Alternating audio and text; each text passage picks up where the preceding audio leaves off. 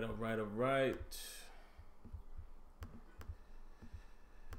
right, guys, we're going to kick this off here in just a moment. Like I always do, man, give you guys a quick opportunity to get up in here, and then we'll get started. You know, a real quick one tonight, man. As you can see, I'm not even in my normal setup. You know, just wanted to knock this out real quick, guys, here in the dining room. But either way, man, we'll make things happen the way they need to happen. So like I said, let me just wait a little bit of time here. Give you guys a few minutes to get up in here. Running late tonight, man, and I explained that a little earlier.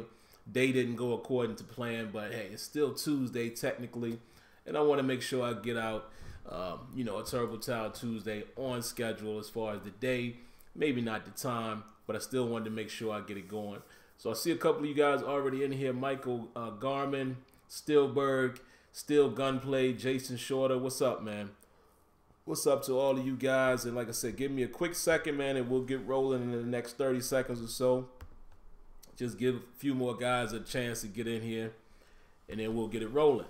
And as you can see, man, in the title, what I'm basically going to talk about tonight, man, I'm going to give, you know, my quick thoughts on some of the changes so far. Really not a lot that we can go off, but you know, we'll talk a little bit about the changes as far as the coaching staff and, you know, some of the light signings that have already happened. And then after that, I'll definitely will give my grades by position. And I'm going to start with cornerbacks. And then, you know, we'll go through each position, not tonight, but next week we'll pick someone, you know, another position. Maybe we'll do safeties or tight ends. You know, I plan to do it all. Now, some of them, obviously, guys, I'm not going to be able to, you know, give the best grade, because, you know, I can't really rank offensive linemen per se. You know, I can rank them based off of what I see them do, but I don't necessarily look at offensive linemen or, you know, those type of positions across the board. But I'll basically give, and that's how I'm really going to do it all. I'm going to give my thoughts based on what we have, what we've seen done on our team. I think that's the fair way to do it instead of always comparing them to other players. So I'll be giving my grades and thoughts based on what we currently have, which may, you know, let us know some of these other positions we might need to look at going into the draft, and not just the key positions that we all know that we need. All right, so here we go, guys. I see there's double digits already in here viewing, so let's go ahead and get it started, man. So first thing we definitely want to talk about tonight, man, like I said, I want to give some of the updates for some of you guys that don't know. You probably know by now, but there's definitely been some coaching changes. Obviously, we know Todd Haley is no longer on the staff. We all know that Randy Fichtner is the offensive coordinator, and we all know, well, most of us know anyway, but for you guys that don't know, Randy Fichtner has already been on the staff. He's a quarterbacks coach, has a great relationship with Ben Roethlisberger, and he has some pedigree as well, you know, from back in his days at Memphis and things like that, you know, in other coaching positions. Has some interesting things that I think he'll bring to the table. I think he'll allow a little more flexibility with Ben and himself to allow the Ben to do, you know, a couple more things that Ben likes to do. So that's kind of old news. But the recent news, Carnell Lake, you guys know, you know, I did a update video last week telling you guys that Carnell Lake would not be back. But since then, guys, we have made some hires. The new defensive back coach is Tom Bradley. I believe he was currently with, I want to say, Penn State and UCLA. You know, he's hung around in the college divisions as someone, you know, who's known in the community as far as football. And, you know, and if you're at those programs and you're going to hang around as the offensive or defensive coordinator, rather, or defensive back coach, whichever one you want to call it, then I would assume this guy is knowledgeable about football. And it's just going to come down to what he's able to do. You know, can he get a guy like Artie Burns to get out of his own head and teach better techniques and things like that? And not to say that Carnell Lake didn't do these things. You know, it's kind of hard when you're looking at positional coaches. You know, I heard on the Turbo Towel podcast last week, they also said that, I mean, you look at, let's say, wide receivers coach. Any wide receiver coach that has Antonio Brown, it makes the coach look phenomenal, even though we know how good Richard Mann was. But you see what I'm saying? It's kind of hard sometimes to judge what these guys are doing as positional coaches, and where the measure is, where you can tell if they're good or bad. Like, what is Joey Porter doing? Can we really say what Joey Porter is doing to help guys with their development or lack thereof? We can't really say. But with that said, I do think with having a new guy come in, fresh blood, you're going to allow some more things to happen, and maybe we will be able to see some of his teachings. Maybe he can definitely help Artie Burns, who I think still is raw, as well as a Sean Davis. Neither one of those guys, to me, took a huge step in year 2. So we'll see what happens in year 3. So we got him as the new defensive back coach. No more Carnell Lake. Also, there's Daryl Drake, new wide receiver coach, taking over for Richard Mann. And then also Carl Dunbar, I'm actually familiar with him. He was at Alabama recently. I'm familiar with him as well from Minnesota. He's a new defensive line coach.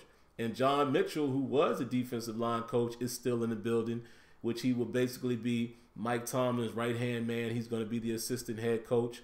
So we definitely got some changes going on here, guys. And let me see what else. Is there anything else I'm missing? We already know about Blaine Stewart. We know that story. He's going to be a coach and assistant.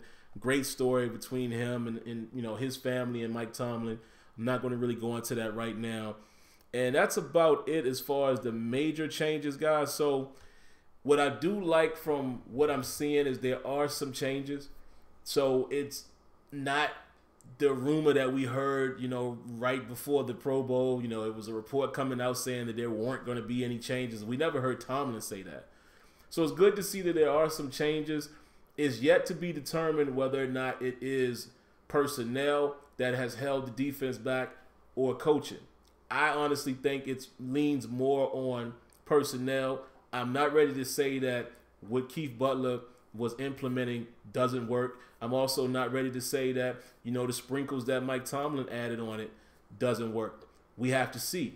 I think we need to allow a little more time, a couple more years, a year or two, maybe this year, to at least find out if it's the scheme and what they're drawing up, or if it's the personnel. I think it's more so personnel, because you got to give Keith Butler, you got to give him a fair chance at allowing him to, a few years to turn it around. But you also have to acknowledge what he did do. I mentioned it last week. We ran a lot of man coverage, more than we've ran in the past. It worked at times. We also led in sacks, so there are some changes that did go in our favor that worked out. So you got to take a look at it like that. Now, the next thing we'll talk about, man, is let's look at some of these recent transactions. Just some minor stuff, but I don't know if everybody else keeps up with it like, the way I do. So you got Mike Hilton back on January 16th, signed a 1-year extension, so I'm glad to hear that. We also signed a couple other guys, no-name guys, in my opinion. There's a safety, Malik Golden. I'm semi-familiar with him. I think he was on our practice squad, if I'm not mistaken. I think he got signed to a future contract. I think he was. Can't remember 100%. I try to know everything about the Steelers, but I don't always remember all of the practice squad guys. But they signed him. They signed Darnell Leslie and a punter, Matt Wild. I have no idea who he is. So then on January 29th, they signed Trey Griffey, Tevin Jones, and then James Summers. James Summers being a running back, also reserved future contracts. Then we all probably know about the Matt Fowler signing, signed a 1-year extension, and I think that's cool because Matt Fowler, again, offensive lineman who they did like in training camp. He's shown some flashes, so it's always good to have a guy like that, and I think we're solid as far as the line. So, of course, when we get to that part on another video, when I do the positional grades for them, I'm not really going to have too much bad to say, but I will have some things. And then more recently, guys, Jordan Berry, they re-signed a 1-year contract with Jordan Berry, the existing punter. Now, it's interesting to see that they signed another punter for future contracts.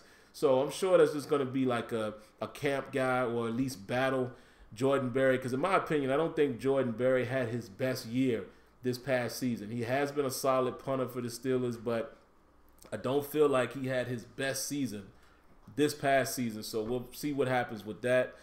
B.J. Finney, another guy here on the 9th of February who signed a 1-year extension. Happy about that. We know what B.J. Finney is able to bring to the table, particularly when he's a guard.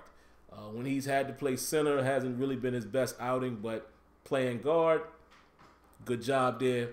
Hats off, B.J. Finney. I still remember his story, man, and how he cried, you know, when he found out that the Steelers drafted him or wanted to sign him as a free agent after the draft, because, you know, it's some linkage there with the Steelers and his family. So that was a cool moment. So I'm glad to see that he stuck around. He has contributed for us. So it's always cool with those stories.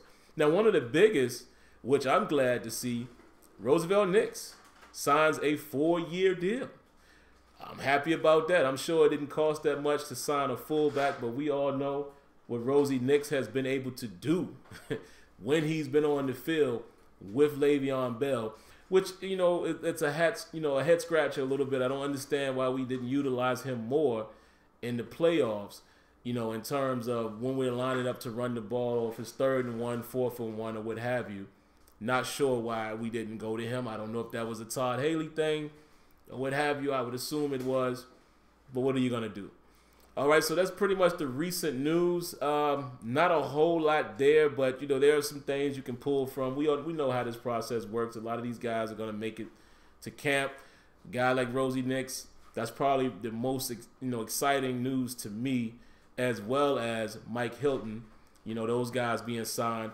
Interesting that Mike Hilton only got a 1-year extension. So it makes me think, is there more that they still need to see in terms of what he can do overall?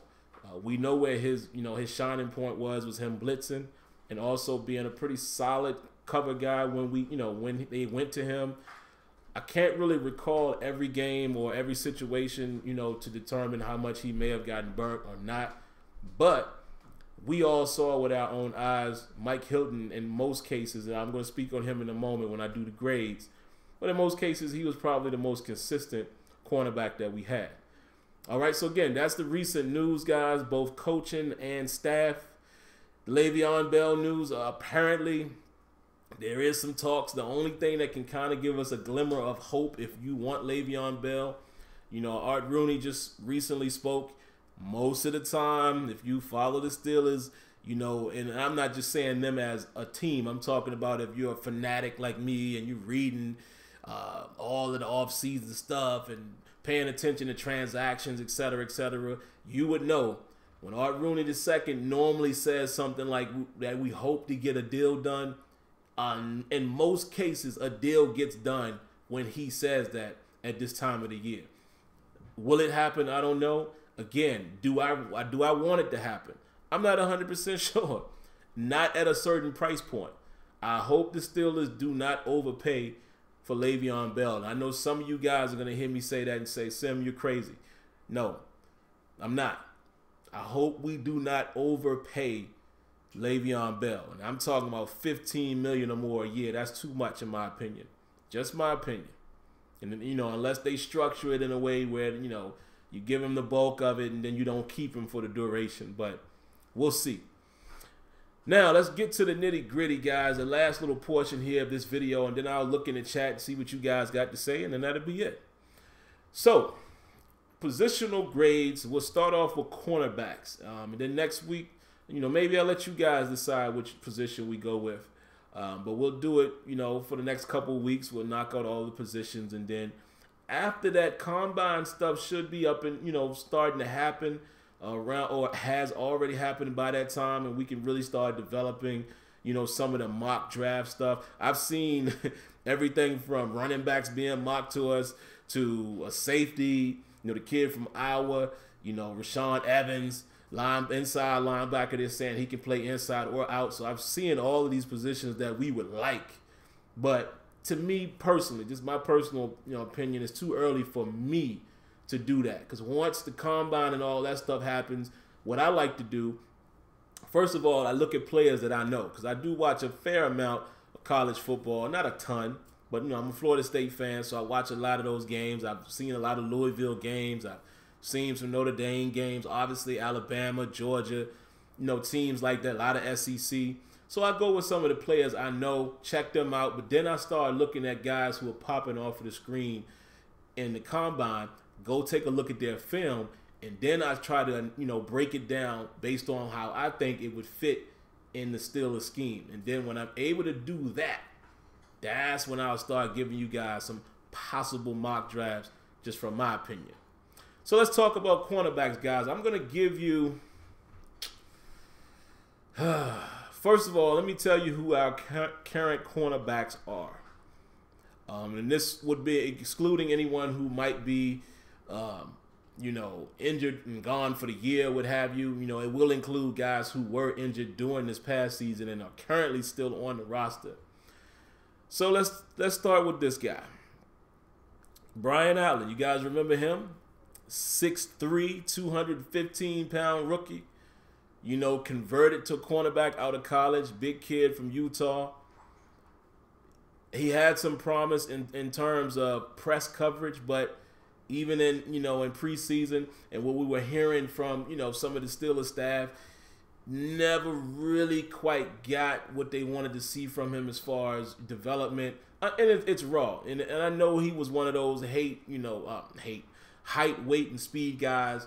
So maybe he's still a project. Maybe he's a guy you can convert to free safety. You never know. But we'll see what happens. Again, that'll be Tom Bradley's job maybe to evaluate and assess that talent. But we got him who never saw the field this year other than, special teams. Okay, you got Artie Burns. Currently, you still have William Gay. Currently, you still have Joe Hayden. You got Mike Hilton, Cody Sensabaugh, and Cameron Sutton. So what is my grade? I'm going to give you the grade first, and then I'll tell you how I got to that grade. I think our secondary and cornerback position is very, very average right now. So I will say C+. And I will explain the C+. Joe Hayden was very serviceable for the Steelers while he played. Problem is, he did get injured, didn't play a full 16, so it was hard for us to see really what he could offer the Steelers for a duration of a season. So that's why I can't score Joe Hayden but so high. But I will say that our defense seemed to be better. Joe Hayden was very consistent, had some blown coverages as well, like any cornerback in the league. But if you look at the games and you go and look at the film, like how I do at times, you'll see that Joe Hayden has some bright moments. Just his sheer presence and just him being in the proper position a lot of times allowed either the ball to not be thrown his way or making it a tough catch. He had, some pretty decent pass deflections as well, if you guys remember, both early on in the season and later on in the season when he came back. Played a great game against DeAndre Hopkins, in my opinion. DeAndre Hopkins, got off a little bit, especially on the push-off. No disrespect to him, but on that touchdown against Joe Hayden. But Joe Hayden played a solid game in that game. So like I said, he had a lot of PBUs for the most part. Didn't have a lot of interceptions. But, like I said, if you look at the time he was on the field, he was very serviceable. But I can't grade him so high because it wasn't a duration of the season.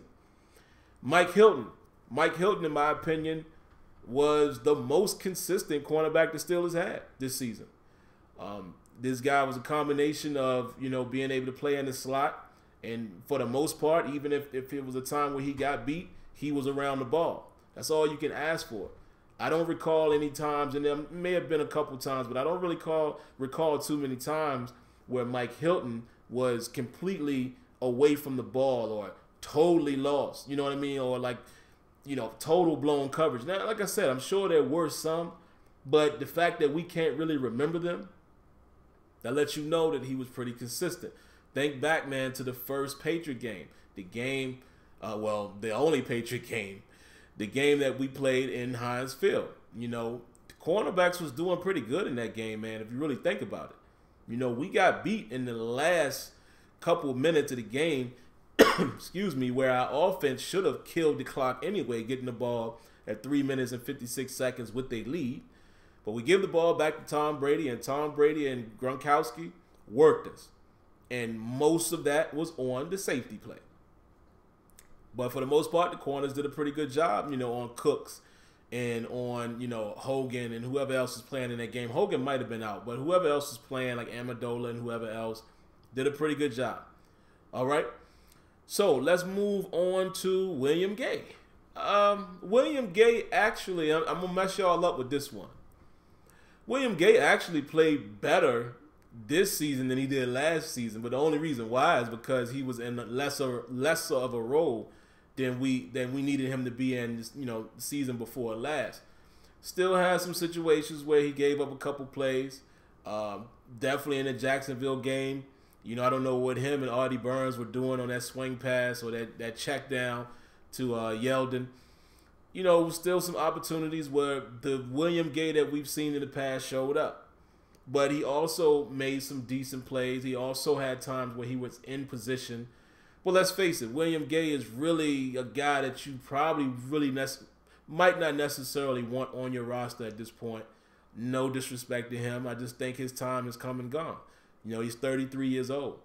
As a cornerback in 11 years in the NFL, you've played your last football, in my opinion. But it is what it is. So you got to take a huge hit against the grade just having William Gay in the lineup. Cody SimFBall, guys, we saw what that was too. We saw some type of, we had some admiration for him, against Tennessee. He gets a money pick that Marcus Mariota throws right in his hands, and he looked like somebody halfway decent. And then the next week comes around, and it's Return of the Mac. You guys know that old song. It's exactly what we thought he was, the Denny Green effect. And it is what it is. He's rumored to get replaced, and definitely Cam Sutton started getting more time. And there you have it, and so we already know what Cody SimFBall is, just an average guy. If you're going to keep him on the roster as a backup or a guy who can come in and play some rotational football for you, fine. But he's definitely not somebody that you're looking at and having any concern about. So, again, got to drop our grade there. All right, so then you got Artie Burns. Y'all already know what I'm going to say about Artie. This kid could be very talented, man. He just has to get out of his own head. Artie has to stop peeking in the backfield. Stop peeking. Play off of instinct. Quick glance, and then let your instincts play out, man, especially when you're in zone. Just keep your eye on the quarterback, but keep an eye on where people are as well. Stop peeking so much, and that's how he always gets spun around, or he always bites on the double moves, because he's paying too much attention to the QB. Now, granted, like I said, when you're in zone coverage, the design of zone coverage is for you to keep an eye on the quarterback's eyes, but also have a feel for where your guys are in your area. When you need to convert that to man, especially when you're in cover 3, like the Steelers played a lot of. You got to know these things. You got to feel it out. Get your depth. Keep an eye on the quarterback, peek in your area. And like I said, if you're in a cover 3, sometimes, depending on what the number 1 receiver does or what have you, you might have to go vertical and convert it to man. So you got to keep your eyes just, ahead on a swivel, so to speak. Artie has a tough time with that. However, if you take a look at Artie Burns again, in the last couple games of the season, he definitely showed us where he can be a guy who can get some PBUs, can get his hands on the ball, can use his makeup speed, should be able to use his press ability being a longer corner as far as arms and length, things like that. But he's inconsistent. But I still think, believe it or not, that there's upside. So that's why that kind of ticks my rating up a little bit, because there's potential upside. There's also potential upside with Mike Hilton. And then the last guy here who I'm really going to keep my eyes on, Cam Sutton. Everything that we heard about him in training camp, didn't get to see it quite, early enough because of injury. But we saw that not only does he have some potential being around the ball and things like that, and again, he's a rookie, guys. He's going to make a couple mistakes, and every cornerback is going to give up some catches. We know that. But think about when he had his opportunities. Again, look at the Patriots game. Cam Sutton has made some plays already, been in position, looking very capable out there. I'm very interested in seeing what he's going to be in training camp. I think that is going to tell us a lot. Remember, there was a rumor, guys, where Cam Sutton may have been taking some reps away from Artie Burns in the latter part of the season. We'll see. Now, I feel like that Mike Hilton is going to be the slot corner. But I'm very interested and very curious to see what we're going to do with Cam Sutton. Will he replace an Artie Burns, or will he be playing, getting more of those reps? I feel like the Steelers are probably going to keep Joe Hayden at least for another year. I know, the cap number, we got to look at that. And by the way, I don't know if you guys paid attention to this, but the Steelers made some cap room, restructuring some deals. They restructured Stephon Tuitt, as well as they restructured David DeCastro. Last time I checked, estimated savings that opened up about $12 to $13 million in cap space. Let's keep an eye on that. Is that free agency money? Or is that Le'Veon Bell money? We'll see. But either way, guys, that's how I come to the C+ grade. And it's fascinating, guys, when we start talking about Steelers. Every time I talk about it, it's going to be short. And we've gone for a good amount of time already here. But that's why I think it's a C+, because I think we're very, very, very average. I don't think we're the bottom of the floor, and I don't think they're the worst. And that's why I won't go, I won't go all the way down to a D. I very easily could be C-. But the reason why I'm going to give them a C+ is because there's a couple guys that has upside. Mike Hilton, Artie Burns. Third year is the charm, Steeler fans. We know that. Artie Burns, we're looking at you this year. We'll see what number 3 does. And, to add on to that, Sean Davis, let's see what third season does for you. So that's why I said cornerbacks, C+. They're average, but there's upside. And, if they're able to get that upside, maybe next year we're talking about a B.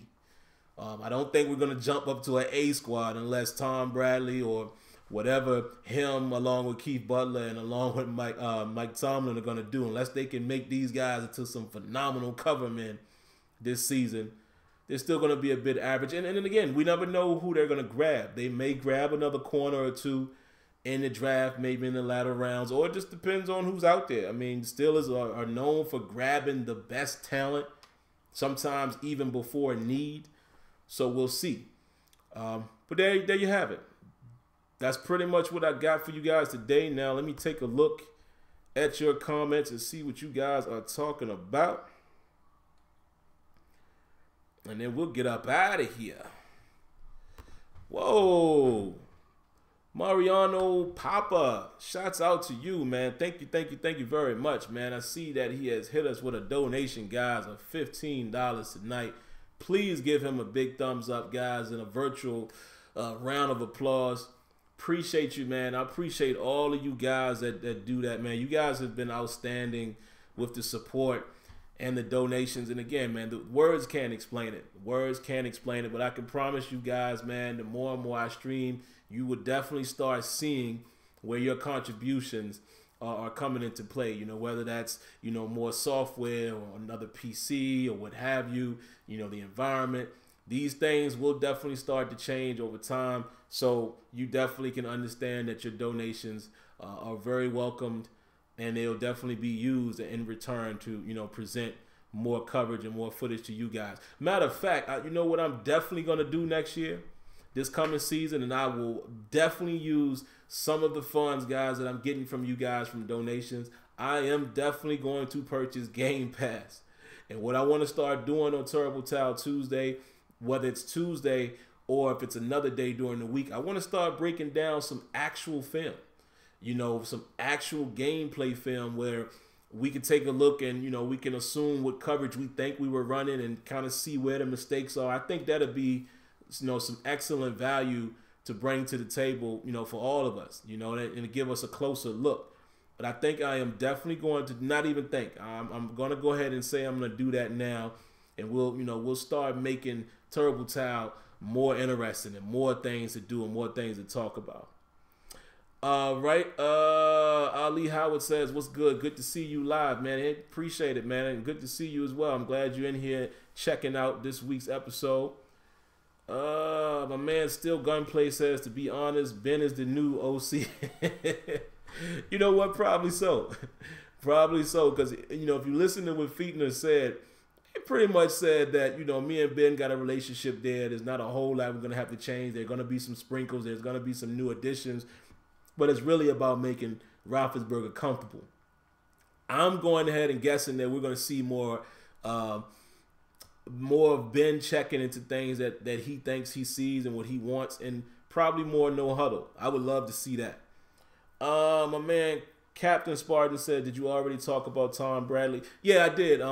Spartan, I mentioned that he is, you know, definitely added as the defensive backs coach. I don't know a whole ton about Tom Bradley. You know, I do know a little bit about his resume, but as far as, you know, me being able to say, you know, how good he is as a coach, I really don't have any idea. Interesting linkage, though. Dr. James Bradley is his brother. You know, for those guys that don't know, James Bradley or Jim Bradley, whatever you want to call him, he's the team doctor for the Steelers. Very interesting linkage there. And also for you guys who do follow the Terrible podcast, or, you know, used to listen to, you know, 970 ESPN Steelers Radio, Dave Todd, you may know that name. Him and Dave Todd are good friends. Very interesting. So kind of interesting there that there's a connection, but, you know, I don't think it really has much to do with, you know, the job that he got and what he's going to be able to do as a coach. Like I said, if you're able to stay in the line of work and on those particular programs in college, then obviously you know a thing or two about football. So we'll see. Sender Producer says, what positions do you think the Steelers should draft, even with a limited amount of draft picks in the upcoming draft? Well, really quick, man, as far as positions, I don't know what order is going to go, but you guys already know. I think you can't miss with inside backer or safety.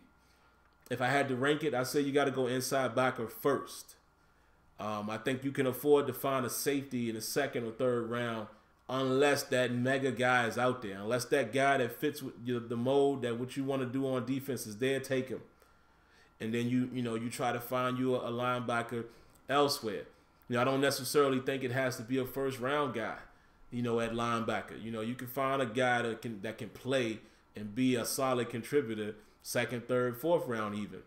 You know, as far as other positions, I think depending on what happens with Le'Veon Bell, you need to go ahead and grab your back later in the rounds, because, you know, looking at what we have, no disrespect to James Conner, I like the kid, but, you know, he got injured, you know, and it's an ACL. Never know how he bounces back from that. The only other guys we really got on the roster that has any resemblance of a name is Stephen Ridley. You know, so it's like definitely need to, you know, bulk up some things there. And again, you know, let's not rule out free agency for any of these positions. But I think also the Steelers probably go with an edge at some point, an outside guy. At some point, you got to do that, I'm thinking, because we're thin there, losing James Harrison. We don't know what we got in Dud Dupree. I got to call him Dud Dupree until he proves himself back to be Bud, and then until he can prove himself to be Stud. So we don't know what's up with Dud Dupree, man. We're going to see what's the deal with him, and also keep an eye on the fifth-year option, whether he's extended that or not. And outside of that, man, I think maybe another D lineman somewhere they'll probably grab late. Perhaps another tight end somewhere. I know they're probably going to get another receiver somewhere. Keep an eye on Eli Rogers as well with the torn ACL. Very unfortunate at the time when it happened later in the season. Justin Hunter, guys like that are probably not going to be back. So, yeah, I very much think that the Steelers will go. I'm confident that they will go inside backer and probably an outside backer, you know, an edge or a guy who can stand on his feet. Safety. Wouldn't be surprised if running back pops up in there, and wouldn't be surprised if wide receiver pops up in there. Outside of that, I'm not sure. But you make a good point, man. Limited picks. You know, there are a couple picks that we're not going to have. Let's see what happens in free agency. Okay, because we probably need 2 inside backers if we want to be real. What else you guys got for me? What's up, Tyrese, man? What's good with you, man?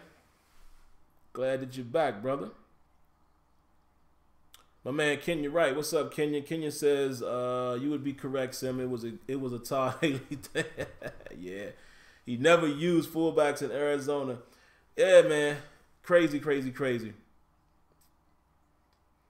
Tyrese says Sim might be the GOAT, but I'm his pops.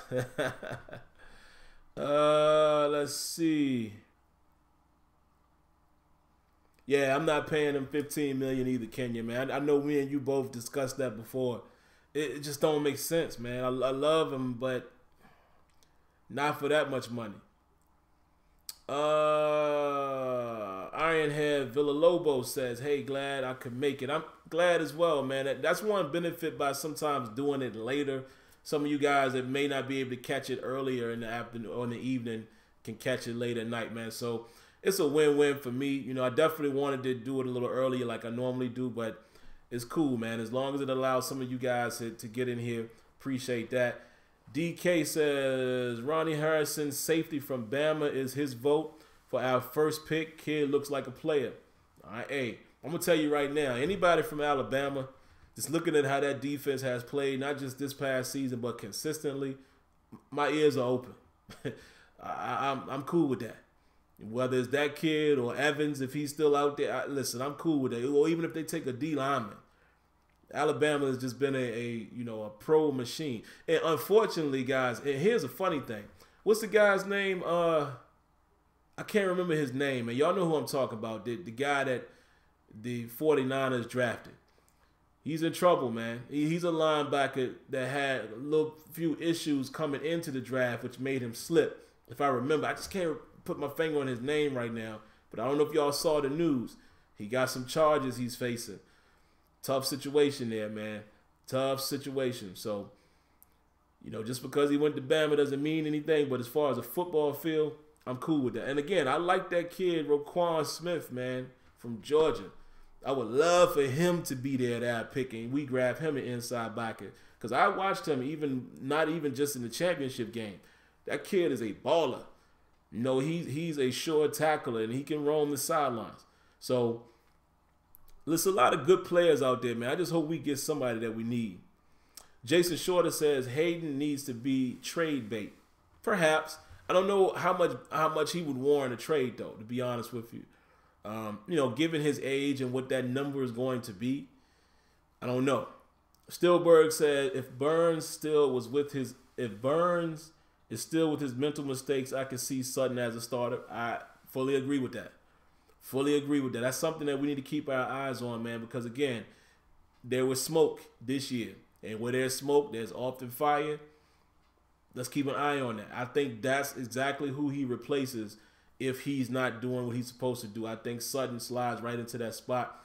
More importantly, I definitely see Sutton at any rate being what William Gay was to us this past season. He's definitely going to be that additional backer, DB in the dime package. I don't know why we didn't utilize him more there instead of William Gay. I don't know. I'm not going to blame the coaches. Obviously, they know their development more than I do. But expect that to happen. I don't think William Gay is back, in my opinion. Let's see. What else you guys got for me, man? It looks like we're almost done. Yeah, I think they freed up some cap space, though, guys. If I'm not mistaken, the restructuring, they freed up some cap. If I'm not mistaken, they freed up about $13 million from what I was reading. That was Mike Mitchell fault. Yeah. Listen, guys, I hate to break the news, man, but Mike Mitchell will probably still be on the team. However, short leash. I think we will draft a guy, or we will get a guy in free agency. If we get a guy in free agency, let me just say that. I'm willing to say if we get a guy in free agency at free safety, that guy starts. I think if you pull the trigger like that in free agency, he's a starter. If you draft a rookie, Mike Mitchell, of course, is going to be there to groom him. And I know some of us could say, oh, well, what does he know? I think Mike Mitchell knows the position. He's just not capable. He's just not a fast guy. He's not a center fielder. It is what it is. But, I mean, that doesn't mean he couldn't teach somebody else how to play safety. So you would probably keep him. However, could be a cap casualty as well. So we got to keep a close eye, guys, on what we're going to have, come once the offseason officially kicks off and free agency and all that stuff happens. It's a lot of stuff that we're saying now that might not even be the case. Let's see. What else you guys got? Cam Sutton is the future. I can go along with that. And again, shout outs to my man Mariano, man, for the nice, sizable donation there. Appreciate you, man. He says, finally able to catch a live Turbo Towel. Thanks for the great work, Sim. What do you think about Keon Adams? I haven't heard much about him. Sorry if you've already talked about him. Nah, even if I did, man, I would repeat it. Haven't heard much about him outside of the fact of what Javon Hargrave said about him last year, being a former teammate. He says that he has an amazing bend. He has a great tendency of being able to get around the edge and be a potential pass rusher. I did kind of speak on him last week along with Farrington and Hoonigan. I was saying that we want to keep our eyes on these guys because, again, we're thin on the outside. No James Harrison. These guys were practice squad guys. Let's keep an eye on them. They could turn out to be something. Maybe Keon Adams, and he's probably going to get more opportunity this year again because there's no James Harrison, because there's only an Anthony Chickalo, behind a Bud Dupree and a TJ Watt. You wouldn't expect Arthur Moats to probably return, and Arthur Moats really hasn't given us much lately anyway. So Keon Adams and Hoonigan could very well be those guys that are the backup roles. Let's see how they perform. They're going to get some chances. They're going to get some chances to make some noise this season, so I'm excited about that. Jesse Amato says Mike Mitchell needs to go. I feel you. What's up, JJ? I see you came back for this stream. Appreciate that as well. He says, no, that's Le'Veon Bell money. Steelers fans that think we are giving up Bell is just crazy. He is the top 2 running back in this league. He deserves his money. Mr. Rooney wants to keep him. Now, JJ, I agree with you. I just don't agree with paying him $15 million a year. I'm sorry. I mean, I have to kind of look at it as a businessman. Why do that when I could go in the draft and get an Alvin Kamara or a Kareem Hunt or a 2-3-headed monster like the Philadelphia Eagles? You understand what I'm saying? Or, find a young guy like a Todd Gurley, who's definitely come back to what he's, his form where we all thought he should have been. Okay, you look down in Atlanta. You look at what Devontae Freeman just got paid, nowhere near $15 million a year, and he has Tevin Coleman in the backfield with him. And even again, with your Alvin Kamara situation, you got Mark Ingram. You see, I love Le'Veon Bell. You guys who were following me way back then, I was the biggest person campaigning for Le'Veon Bell to be drafted. I loved what he brought to the table. I thought he was a little bigger guy, which he was. He didn't have breakaway speed, but the way he ran and his shiftiness and him willing to hurdle people and all that, just being light on his feet as a big guy, I immediately saw this is a bigger Jerome Bettis as far as height. I was like, this dude reminds me of Jerome Bettis. Quick feet for a big guy. He's not going to, burn anybody in the open field, but he'll make you miss and he will run you over. That's a dual threat. And then look at him now, a beast, in tip-top shape, lost about 15, 20 pounds. Now he's in prime shape. Love him. But not at $15 million a year because you got to think about the future. That's taking too much money away from the Steelers and as far as the cap room. It's too much. That's too much. And again, let's face it. A guy like Le'Veon Bell, man, you can't keep touching the ball 400 times a year. Anybody's going to wear down. And then, what is he, about 26 now? We think about running backs. You give him a long year, a long contract. We 4 or 5 years? So now you're talking about having him around at 30? I'm just saying, looking at it from the business standpoint, I don't know. I wouldn't pay him that much. There's no way I would give him that much money. All right, let's see what else you guys got. Hey, Debbie, how you doing, man? It's good to see you again. I know I've missed you on a couple of the live ones. Excuse me. Let's see what else you guys got. Yeah, Still Gunplay says, of course, Steeler Nation wants him to stay, but $15 million is a no-go. Like the product we got from Bell, we can get from any running back. Yep, that production, you know, not any running back, but I know exactly what you're saying, though. Like you said, Bell's longest run this year was 27 yards, and his yards per run was down. Listen, trust me, I love Le'Veon Bell, and I hope he is a Pittsburgh Steeler. I'm just saying, if we take away with the Le'Veon Bell that we all love and think about the big runs and all of that stuff, you go back and you look at his stats. A lot of his stats actually dropped. You know, yards for loss, things like that went up. Yards per carry went down. It's just some of those things, man. But all right, that's Reuben Foster. There you go, Michael Garmer. I appreciate you giving me the name there. Yeah, that's a tough situation with that kid, man. But I think that's just about gonna do it, man. My dream trade? I don't know, man. I'm gonna be honest with y'all, man. I'm not big on trades. That's the reason why even when I play Madden, man, you see me really not do no whole lot of trading in CFM. I mean, it's got to be a mega trade. Like a dream trade would be. Let me think right now.